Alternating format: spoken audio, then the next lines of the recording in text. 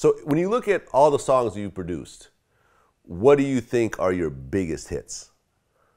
My biggest, I would say, and not because of chart wise or sales, just I think because of the influence that it has, or changing the sound or climate of music. It would have to be So Icy.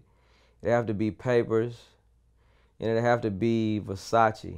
Let's talk about Versace, because I remember I was in Atlanta during Birthday Bash, and Coach K called me up and said, "Hey, I need a favor. I want you to interview this new group that I'm managing called the Migos."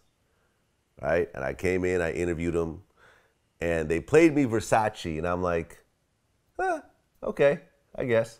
You know, it didn't really strike me one way or another when I heard it.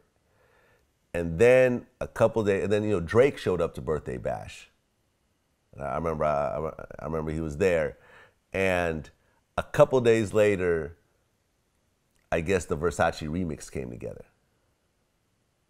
So tell me from your point of view how all this, the story of Versace.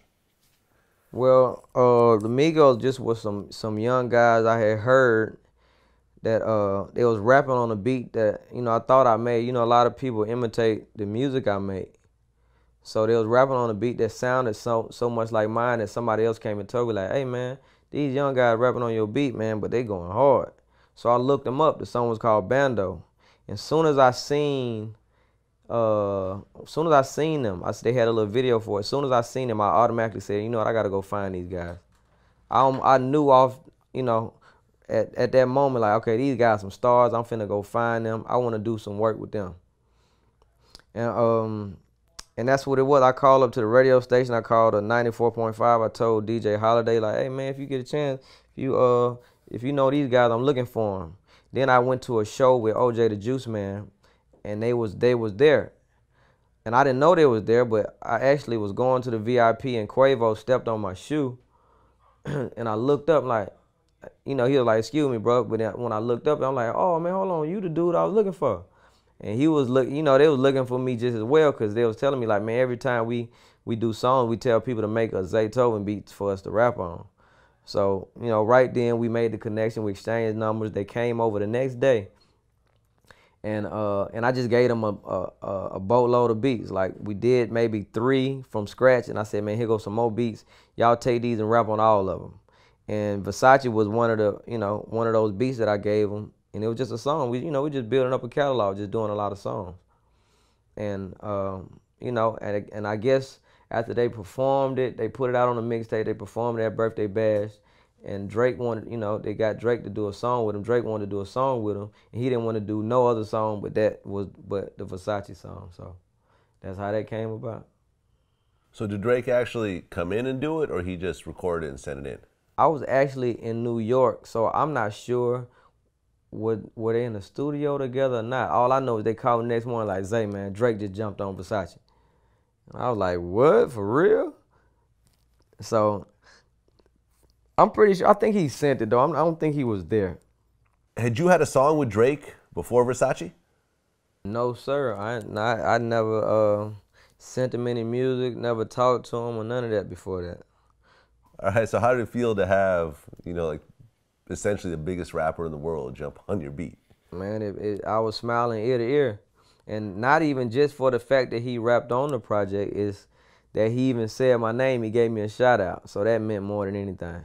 He kind of transformed that song. Yeah, he did. He transformed it. Yeah, he absolutely transformed. And I've said this before, like, that was I think one of the most memorable Drake verses ever. It's, what it was? Drake used the style. See, the Migos, that was the Migos style. So that's something brand new that the world is not onto. So when somebody like Drake comes and raps that format, it's going to be the most memorable thing, because it's like, oh, I ain't never heard Drake rap like this. And he going to kill it every time. Yeah, no, that's actually, I mean, even 2 Chainz said it. Yeah. Remember, he said, this flow, I got it from Drizzy, he got it from Migos, they got it from 3 6. Yeah, yeah. What do you think about the whole Migos style and the comparisons to 3 6 Mafia? Oh, I didn't really. You know what I used when I used to listen to 3 6 Mafia. I didn't really hear that flow. I didn't listen. I used to listen to Project Pat a lot, Player Fly. So the 3 6 songs that I heard, they wasn't really using that style. So when Migos was doing it, to me, it was just something brand new. I think what's really amazing is how many people now rap like that. Oh yes, it didn't change rap forever.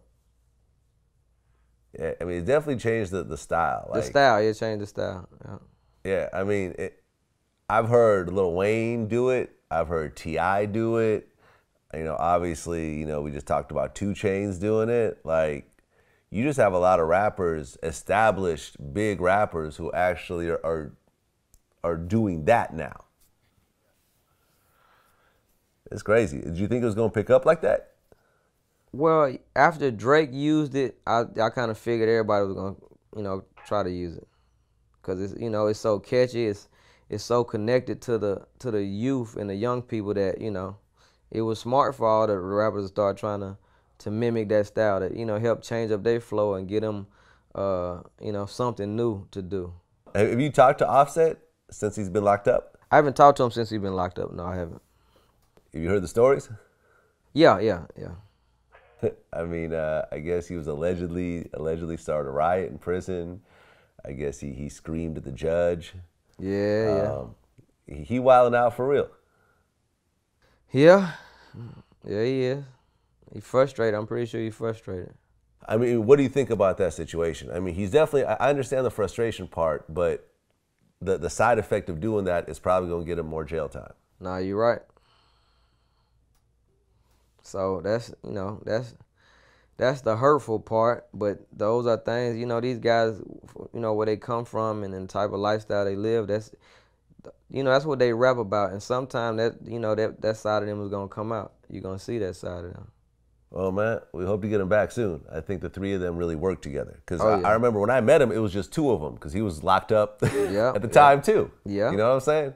Like, yeah, at the time, it was just the 2 of them. And then he came out, and I didn't think, I'm like, well, because they already got it popping on their own, I didn't think that he was going to be part of the group, really. You know what I'm saying? I thought he was going to be like Jerobi in Tribe Called Quest. Like, the dude you see every so often in the video? Yeah. But he became like an integral part of that group.